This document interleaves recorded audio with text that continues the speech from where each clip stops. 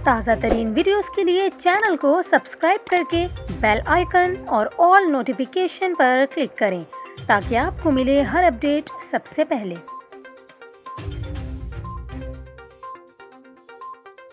और अभी आपको बताएं, ग्रीन लाइन बस सर्विस के पहले ही दिन सुरजानी टाउन अब्दुल्ला चौक स्टेशन से पहली ग्रीन बस 1.25 घंटे ताखीर से रवाना हुई, जबकि बस के ज़्यादा किराए के मामले पर एक शहरी ने मुश्तइल होते हुए शोर मचा दिया। मुश्तइल होने वाला शहरी सुरजानी से नाजिमाबाद जाने के लिए ग्रीन बस में बैठा था, जो बस का किराया सुनकर बिफर गया। मुश्तइल शहरी का कहना था कि सुरजानी टाउन से नाजिमाबाद जाने के लिए 55 रुपये किराया मांग रहे हैं, इससे कम में तो चिंची पर किराया लगता है, ये सब मिलकर लूट रहे हैं।